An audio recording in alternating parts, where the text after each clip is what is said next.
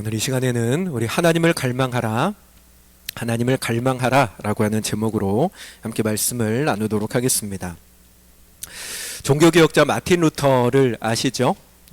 마틴 루터가 종교개혁을 하면서 외쳤던 5가지 강령이 있는데, 그 5가지 강령, 표어, 구호, 주제 가운데 하나가 오직 은혜라고 하는 것이 있습니다. 오직 은혜라고 하는 말은요, 구원은 사람의 힘으로는 절대로 이룰 수 없고 오직 하나님의 은혜로만 구원을 받는다라고 하는 가르침입니다. 여러분, 기독교 신앙은 사람은 전적으로 무력하다라고 하는 것에서부터 시작합니다. 특별히 구원에 있어서 사람은 자기 힘으로는 결코 자신을 구원할 수가 없습니다. 창세기 6장 5절 말씀에 같이 읽어볼까요? 여호와께서, 창세기 6장 5절 말씀 같이 읽습니다. 여호와께서 사람의 죄악이 세상에 가득함과 그의 마음으로 생각하는 모든 계획이 항상 악할 뿐임을 보시고. 아멘.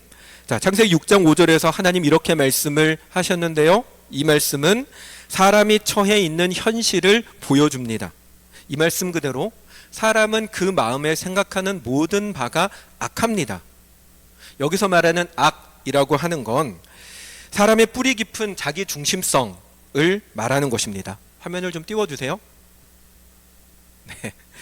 인간의 사고는 항상 자기를 중심으로 돌아가고 자기를 위해서 모든 대상을 얼마든지 이용할 수 있는 걸 말하는 것입니다. 심지어 하나님조차도 사람은 자기를 위해서 이용할 수가 있습니다.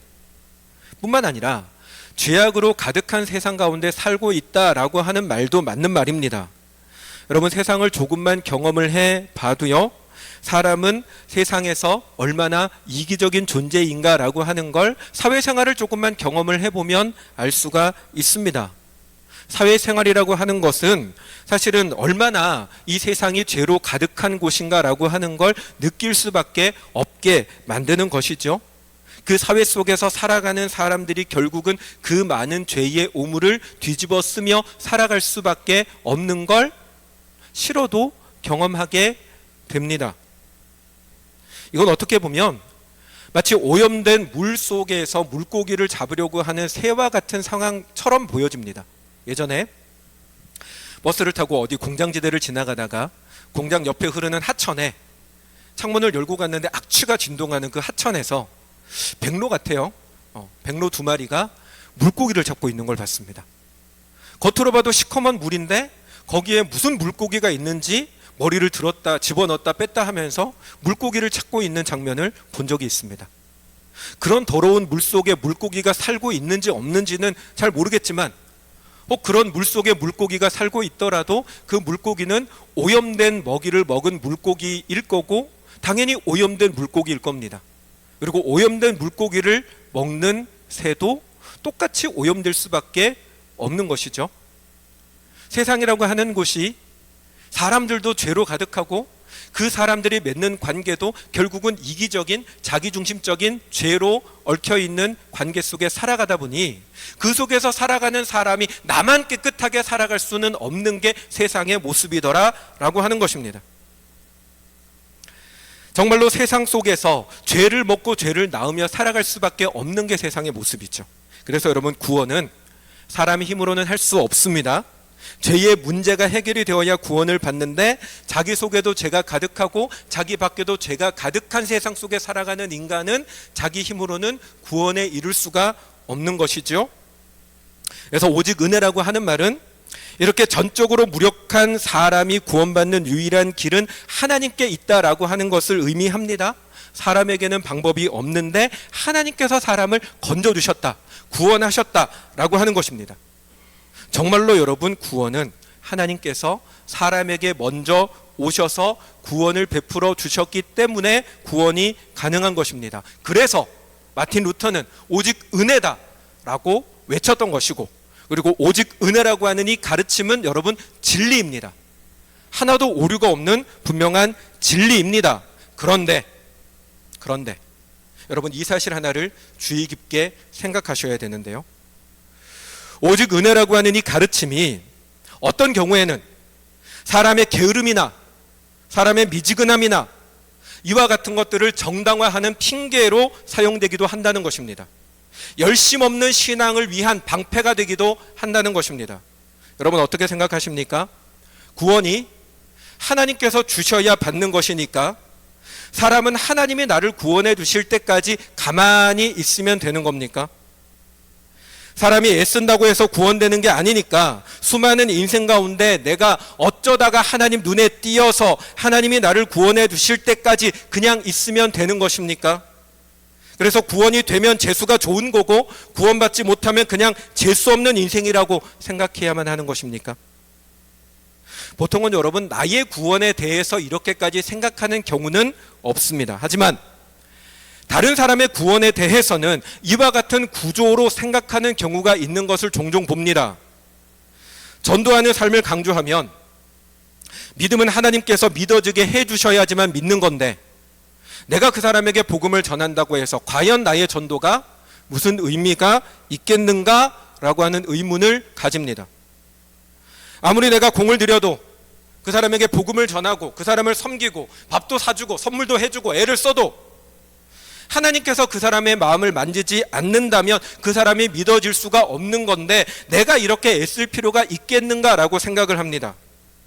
얼핏 보면 전부 다 하나님 하시는 거니까 내가 하는 게 아니니까 그런 생각이 맞는 것 같습니다. 그런데 여러분 정말로 전도는 아무런 의미가 없습니까? 내가 믿게 만드는 것이 아니니까 전도할 필요가 없습니까? 그렇다면 여러분 예수님께서는 왜 제자들에게 가서 복음을 전하라 라고 말씀을 하셨습니까? 또 어떤 사람은 은혜는 하나님께서 주셔야 받는 거니까 내가 은혜 받지 못하는 건 하나님께서 주시지 않으셨기 때문이다 라고 생각합니다. 찬양을 불러도 감동이 없고 말씀을 들어도 마음은 냉랭하기만 합니다. 기도를 하지만 딴 생각만 나고 졸음이 쏟아집니다. 하지만 그것도 결국은 하나님께서 내 마음을 만져주셔야만 되는 거지 내가 애쓴다고 해서 되는 것이 아니다라고 생각합니다. 따지고 보면 내가 은혜 받지 못하는 건 하나님께서 은혜 주지 않으셔서 그런 거니까 하나님 탓이다라고 돌려버립니다. 그렇다면 여러분 왜 주님께서는 라오디게아 교회를 향해서 열심을 내라라고 말씀을 하신 것입니까? 여러분 오직 하나님이 하셔야 된다, 하나님이 은혜 주셔야 은혜 받는다라고 하는 생각은 맞는 말입니다. 하지만 사람의 죄성은요 그걸 자신의 열심 없음을, 자신의 게으름을, 자신의 미지근함을 정당화하기 위한 수단으로 변질시킬 때가 많습니다. 그저 핑계거리로만 삼는 것입니다. 하지만 여러분 우리는 분명히 알아야 합니다. 오직 은혜라고 하는 그 가르침은요 사람이 아무런 노력을 할 필요가 없다라고 하는 것이 아닙니다. 하나님께서 다 알아서 하시니까 너는 그냥 가만히 있으면 된다라고 하는 이야기가 아닙니다. 너가 열심히 없고 무감각하고 미지근한 신앙으로 머물러 있는 이유가 하나님이 은혜 주지 않으셔서가 아니다라는 것입니다. 여러분 구원은 분명 하나님께서 먼저 일하시기 때문에 이루어집니다. 하지만 그렇게 하나님이 우리를 불러내신 자리에서 그걸 받아들이고 주님을 나의 구주로 영접하는 건 우리의 결단이, 나의 순종이 있어야 하는 것입니다. 존 버년이 썼던 철로 역정이라고 하는 책이 있습니다. 이 책에 보면 주인공이 어느 날 자기가 살아가는 도시가 멸망할 도시라고 하는 사실이 깨달아집니다. 전에는 그게 전혀 몰랐는데 그런 것들을 얘기하던 사람의 말을 들을 때도 미친놈이라고 생각했었는데 어느 날 그게 진실이라고 하는 게 깨달아집니다. 하나님께서 그에게 알게 해주신 거죠. 그리고 그 사실을 알고는 생명을 찾아서 구원을 찾아서 그 도시를 떠나게 되는데, 그런데 이 주인공이, 크리스찬이라는 이름을 가진 이 주인공이 그 도시를 떠날 때 그 도시가 멸망할 도시다라고 하는 사실을 깨닫고 떠났던 사람이 이 사람 혼자만 있었던 게 아닙니다. 크리스찬이 구원을 위한 순례의 길을 떠나는 여정 가운데 여러 명의 사람들을 만나게 되고요, 그 사람들 모두 다 자기가 거하던 그 도시가, 그 마을이 곧 멸망당할 것이라고 하는 사실을 깨달아서 구원을 찾아서 떠나왔던 사람들입니다. 하지만 그렇게 떠나왔던 많은 사람들은 거의 대부분 중간에 멈춰버립니다. 그 마음을 느꼈지만 현실에 안주하기를 선택하는 사람들도 있었고, 순례의 여정을 떠났지만 중간중간 만나는 여러 가지 어려움 때문에 포기하는 사람들도 있었습니다. 여러분, 구원의 길을 여시는 분도 하나님이시고 구원을 갈망하는 마음을 주시는 분도 하나님이십니다. 하지만 그 마음을 품고 주님을 나의 구주로 영접하는 것, 또 영접한 주님께 순종해서 믿음의 길을 걸어가는 건 나의 반응, 우리의 순종의 반응이 있어야 한다라고 하는 것입니다. 물론 여러분, 이 말이 구원에는 사람의 공로가 조금이라도 들어간다라고 하는 말로 이해하시면 안 됩니다. 사람이 영접하는 행위, 사람이 순종하는 행위가 있으니까 사람의 공로도 구원에 영향을 미친다라고 이야기하면 안 됩니다. 비유하자면 벼랑 끝에 간신히 매달린 사람을 구하기 위해서 구조대원이 내려가서 손을 내밀었는데 그 구조대원이 내미는 손을 내가 붙잡았다고 해서 내 노력이 나를 구원했다, 내지는 내 노력도 있어서 구원받았다라고 할 수는 없는 겁니다. 그 사람이 나를 구하려고 해도, 구조대원이 나를 구하려고 내려왔어도, 그 사람이 나를 향해서 손을 뻗었어도, 내가 그 사람 손 안 잡았으면 나 구원 못 받았는데, 내가 손을 잡았으니까 그 사람이 나를 구원한 건데 라고 얘기한다면 여러분, 그 사람은 뭔가 정신상태가 이상한 사람입니다. 여러분, 제가 드리는 말씀의 핵심은 모든 것이 하나님의 은혜이지만 그걸 핑계로 나는 아무것도 안 해도 된다라고 생각해서는 안 된다는 것입니다. 은혜로 보내신 예수님을 내가 영접해야 되는 것처럼, 하나님께서 예배해 주신 그 길을 내가 순종으로 걸어가야 하는 것처럼 하나님께서는 우리가 행동하기를 원하신다는 겁니다. 내가 결단하기를 원하시고, 내가 회개하기를 원하시고, 내가 순종하기를 원하시는 것입니다. 마찬가지로 여러분, 하나님께서 우리에게 바라시는 건 하나님을 향한 열심을 내는 것입니다. 타는 목마름으로 주님을 간절히 찾는 것입니다. 그런데 그걸 잊어버리고 살 때가 많습니다. 아무런 갈급함 없이, 목마름 없이 살아가는 걸 전혀 이상하지 않게 생각합니다. 영적으로 무감각하고 전혀 뜨겁지도 않는 모습이 되었는데 그게 정말로 아무렇지도 않고, 심지어 우리 속에 있는 죄성이 마치 그것은 하나님이 나에게 은혜 주지 않아서, 하나님이 나를 만나주지 않아서 그런 것처럼 스스로 핑계를 댑니다. 하지만 여러분, 성경의 곳곳에서 하나님은 우리가 하나님을 갈망하라라고 말씀을 하십니다. 그게 우리가 마땅히 해야 될 바다라고 말씀을 하십니다. 오늘 본문은 다윗이 자기 자신을 목마른 사슴에 비유하는 말씀입니다. 셀로판지를 아시죠? 여기 계신 분들은 뭐 다 셀로판지를 만져보신 적이 있다고 생각을 하는데요. 여러분, 셀로판지가 비닐처럼 얇은 종이죠. 비닐 필름 같은 거죠. 셀로판지가요, 물을 묻혀가지고 이 두 장을 붙이면 붙었다가 떼도 어려움 없이 떨어집니다. 그런데 그렇게 물을 묻혀서 붙여뒀던 셀로판지를 그대로 말려버리면 그 이후에 뜯으려고 하면 뜯어지지도 않지만 억지로 뜯으면 찢어져 버리죠. 사슴의 식도가 이 셀로판지 같은 구조로 되어 있다고 합니다. 너무 얇은 막으로 이루어져 있어서 습기가 있으면 뭐 음식을 삼키고 뭐를 먹어도 문제가 없지만, 습기가 없어서 말라버리면 딱 달라붙어서 잘못하면 찢어지거나 아니면 죽을 수도 있게 된다라고 하는 거죠. 그렇기 때문에 사슴에게 있어서 물을 먹는다, 습기를 먹는다, 뭔가 이렇게 그런 것들을 섭취한다라고 하는 건, 사람은 여러분 목이 말라도 좀 참을 수 있습니다. 사람은 제가 정확한 그 수치는 모르겠지만 며칠 이상 물을 안 먹어도 견딜 수 있다라고 하더라고요.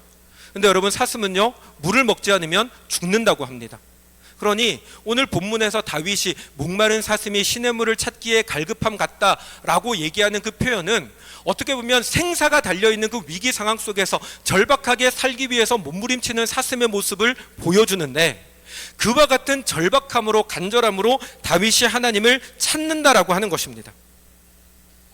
여러분, 하나님께서 다 알아서 해주셔야 되는 거라면 다윗이 하나님을 찾을 필요가 없습니다. 찾아도 하나님께서 만나주지 않으신다면 찾는 건 무의미합니다. 하지만 다윗이 그토록 절박하게 하나님을 찾았던 건 하나님은 찾는 자에게 찾아오시는 분이시기 때문입니다. 하나님은 오히려 하나님을 간절히 찾는 자를 바라시기 때문입니다. 여러분, 잠언 8장 17절 말씀인데요, 이 말씀도 같이 읽어보겠습니다. 함께 읽습니다. 나를 사랑하는 자들이 나의 사랑을 입으며 나를 간절히 찾는 자가 나를 만날 것이니라. 아멘. 여러분, 하나님의 사랑을 입는 자가 누구라고요? 하나님을 사랑하는 자가 하나님의 사랑을 입습니다. 하나님을 만나는 사람이 누구라고요? 하나님을 간절히 찾는 자가 만난다는 것입니다. 하나님은 나가 너를 사랑하는데 너도 나를 사랑해야 된다고, 나를 사랑하는 자가 나의 사랑을 입는다고 말씀하십니다. 나는 너를 만나는데 나를 찾는 자가 만나게 될 것이라고 말씀하십니다. 여러분, 기도에 대해서도 마찬가지입니다. 저희는 지난주까지 9주간에 걸쳐서 주기도문을 통해서 기도에 대해서 함께 나눠봤습니다. 그런데 여러분, 하나님께서 우리의 모든 것들을 다 아신다면 그러면 여러분, 우리가 굳이 기도할 필요가 없는 것 아닙니까? 우리가 구하지 않아도 우리의 필요를 하나님 다 아시는데 우리가 굳이 기도할 필요가 있습니까? 기도하지 않아도 하나님께서 알아서 다 해주시는 것 아닙니까? 그런데 여러분, 하나님 이렇게 말씀하십니다. 에스겔 36장 말씀입니다. 띄워주세요. 같이 읽겠습니다. 주께서, 여호와께서 이같이 말씀하셨느니라. 그래도 이스라엘 족속이 이같이 자기들에게 이루어 주시기를 내게 구하여야 할지라. 아멘. 여러분, 에스겔 36장에서 하나님은 이스라엘 백성들이 포로로 잡혀간 그 땅에서 비록 고통받지만, 지금은 너희가 이 징벌의 때를 보내고 있지만 하나님께서 일하셔서 반드시 너희를 여기에서 구원하시고 다시금 고향으로 돌아가게 하실 거라고 여러 가지를 통해서, 에스겔 선지자를 통해서 말씀해 주십니다. 하나님의 말씀입니다. 하나님이 선지자를 통해서 주셨던 여호와의 말입니다. 그런데 하나님께서 말씀하셨으니 반드시 이루어질 것이지만, 그러나 하나님은 뭐라고 말씀하십니까? 그래도 기도하라고. 내가 너에게 일하겠지만, 내가 너를 위해서 모든 것들을 이루겠지만 그래도 너는 나에게 기도해야 된다라고 말씀하시는 것입니다. 무슨 말입니까? 갈급해 하라는 것입니다. 간절하게 소망하며 구하라는 것입니다. 사슴이 시냇물을 찾아 갈급함 같이 하나님의 은혜를 구하는 목마름과 갈망함으로 하나님을 찾아야 된다는 것입니다. 누가요? 내가, 우리가, 사람이 하나님을 찾아야 한다는 것입니다. 사랑하는 여러분, 갈망하고 있습니까? 하나님을 간절히 찾고 있습니까?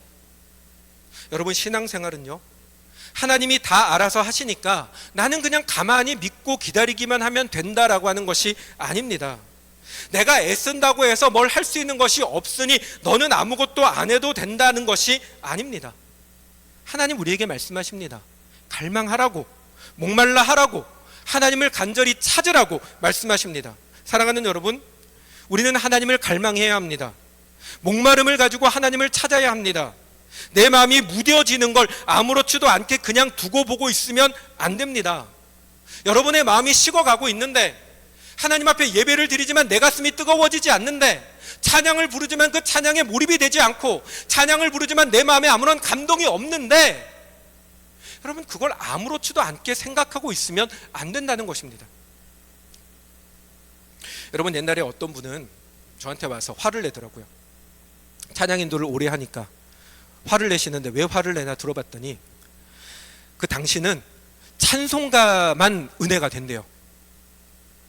찬송가만 불러야 은혜가 되는데 왜 찬송가는 잘 안 하고 자꾸 CCM 따위를 부르냐고. 그래서 그분은 제가 찬양 인도할 때 찬송가를 부를 때는 찬양을 불러요. 근데 찬송가를 안 부르면 팔짱을 이렇게 끼고 눈을 이렇게 뜨고 계속 노려봐요. 그래서 찬양할 때는 일부러 이렇게 딴 데 쳐다보고 찬양했었습니다. 찬송가가 은혜가 되고 다른 것 때문에 은혜 못 받을 수 있죠. 하지만 지난 시간에도 말씀드렸지만, 여러분, 하나님께서 우리에게 원하시는 예배는 내가 은혜가 되는 찬양만 부르는 예배가 아니라 내 감정과 생각과 환경과 상관없이 하나님을 높이고자 하는 그 마음과 의지를 가지고 하나님께 부르는 그 찬양을 하나님이 원하신다는 것입니다. 내가 찬양의 은혜가 되지 않으면 은혜 받으려고 하는 몸부림이 필요합니다.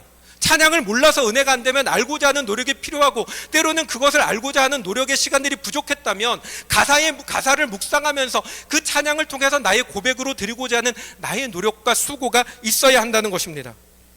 때로는 설교자의 설교가 아무런 감동이 안 될 수도 있습니다. 보통의 경우에 너무 많이 알아서 설교에 은혜 못 받은 분들도 있더라고요. 무슨 말이냐면, 어떤 분들은 설교의 본문만 봐도 저 본문에서는 대충 이런 내용으로 설교하겠구나라고 하는 게 알아집니다. 워낙 설교를 많이 듣고 교회 생활을 오래 하니까 대충 저 정도, 시편 42편 본문이고 목마른 사슴으로 얘기하면 오늘 목사님의 설교는 이런 내용이겠구나라고 예배 시작하기 전에 이미 머릿속에 그림을 가지고 설교가 시작하면 자기 생각이 맞았나 틀렸나 확인하고 있습니다. 그런 사람 없을 것 같죠? 있습니다. 여러분, 설교의 은혜는 물론 설교자가 잘해야죠. 많이 기도하고 애를 써서 은혜되는 설교를 준비해야 되는 것도 있습니다. 하지만 본인이 은혜 받으려고 하는 수고도 있어야 합니다. 분명한 건요, 은혜를 사모하며 기도로서 준비하며 나온 사람은 어떤 설교자가 어떤 말씀으로 설교를 해도 은혜를 받는다는 것입니다. 그러므로 사랑하는 여러분, 여러분의 마음 가운데 갈급함이 있어야 됩니다. 예배를 나왔는데 여러분의 마음에 은혜가 안 되고 감동이 안 되고 피곤하기만 하고 1시간 예배를 드렸는데 내가 예배를 드렸는지 꿈나라에 있었는지 여기가 천국인지 여기가 현실인지 구분도 안 되는 예배를 드리고 있다면 그 모습으로 예배 드리고 있는 나의 위기감을 느껴야 한다는 것입니다. 근데 여러분, 그 위기감을 느끼고 계십니까? 찬양을 부르는데 눈물이 흐르지 않고, 기도를 하는데 가슴이 뜨거워지지 않고, 말씀을 듣는데 내 가슴 속에 벅차오르는 감격도 없고 찔림도 없고 은혜도 없는데, 그게 아무렇지도 않고 심지어는 그게 문제가 있다라고 하는 것조차 느끼지 못하고 살아가고 있는 모습이 우리의 모습이지는 않느냐는 것입니다. 사랑하는 여러분, 우리는 갈급함을 가져야 됩니다. 하나님을 향한 목마름을 가져야 합니다. 하나님은 갈망하는 자에게 찾아오시는 하나님이십니다. 마태복음 7장 말씀에 구하라, 같이 읽겠습니다. 구하라, 그리하면 너희에게 주실 것이요, 찾으라, 그리하면 찾아낼 것이요, 문을 두드리라, 그리하면 너희에게 열릴 것이니 구하는 이마다 받을 것이요, 찾는 이는 찾아낼 것이요, 두드리는 이에게는 열릴 것이니라. 아멘. 여러분, 여기서 주님께서, 다 앞에 거요, 주님께서 말씀하시는 구하라, 찾으라, 두드리라, 그러면 너희에게 열릴 것이다, 주실 것이다 라고 하는 그것은요, 세상 속에서 내가 바라는 뭔가를 얻는 것을 말하는 게 아닙니다. 요 다음 말씀 띄워주세요. 주님께서 뭐라고 하십니까? 너희가 악한 자라도 좋은 것으로 자식에게 줄 줄 알거든 하물며 하늘에 계신 너희 아버지께서 구하는 자에게 무엇을요? 좋은 것으로 주시지 않겠느냐. 여기서 말하는 좋은 것은 누가복음 11장에 성령을 주시지 않겠느냐라고 말씀하고 있습니다. 무슨 말입니까? 하나님은 구하는 자에게 성령을 주신다는 겁니다. 너가 구하지 않아도 네가 불쌍해가지고 알아서 성령을 주겠다는 게 아닙니다, 여러분. 물론 하나님 그렇게도 일을 하십니다. 저나 여러분이나 솔직하게 얘기를 해서 여러분이 하나님을 찾고 찾아서 그래서 구원받고 이 자리에 나와서 예배드리는 사람은 없습니다. 하나님께서 우리를 불쌍히 여기사 먼저 구원해 주셨습니다. 그렇지만 그렇게 구원받고 은혜받고 하나님 앞에 구원받는 백성이 되었다면 우리는 날마다 하나님의 은혜를 구하는 갈급함으로, 주님 말씀하신 것처럼 구하고 찾고 두드리는 갈급함으로 하나님 앞에 나아가야만 한다는 것입니다. 사랑하는 여러분, 갈급함을 가지는 저와 여러분이 되시기 바랍니다. 하나님을 향한 목마름이 식어지지 않는 저와 여러분이 되시기 바랍니다. 그게 여러분 성도된 우리에게 날마다 있어야 하는 것입니다. 내가 날마다 나를 돌아보며 점검해야 되는 것은 내 속에 여전히 하나님을 향한 목마름이 있는가? 나는 여전히 하나님의 은혜를 갈망하는가? 내가 하나님을 만나지 못했는데 나는 아무런 아픔도 후회도 두려움도 없이 살아가고 있지는 않은가? 우리는 그걸 확인할 수가 있어야 합니다. 말씀을 마치겠습니다. 사랑하는 여러분, 여러분의 심령 가운데 그 갈급함이 있는지를 확인하십시오. 성경을 읽을 때 그 성경의 말씀이 여러분의 마음을 아프게 찌르는지 안 찌르는지를 점검하십시오. 찬양을 부를 때 여러분의 가슴이 벅차오르는지, 그 찬양의 가사가 나의 가슴을 찔러오는지 점검하십시오. 말씀을 듣는데 그 말씀이 나에게 생명으로 다가오는지 아닌지 확인하십시오. 그리고 우리 가운데 그러한 갈급함이, 목마름이 식어져 버렸다면, 다른 어떤 것보다 하나님, 내가 밥이 필요합니다, 내가 승진이 필요합니다, 내 자식 잘 되는 거 필요합니다, 기도해야죠. 근데 그것보다 먼저 우리에게 갈급하게 회복되어져야 되는 것은 하나님을 향한 목마름을 주시옵소서, 하나님을 향한 갈망함을 주시옵소서, 하나님을 뜨겁게 갈망하는 우리가 되게 하여 주시옵소서. 그걸 기도할 수 있는 저와 여러분이 되시기를 주님의 이름으로 축원합니다. 아멘. 우리 말씀을 생각하면서 함께 진심으로 고백하며 찬양하기를 원합니다. 우리 주께 가까이 함께 찬양하겠습니다.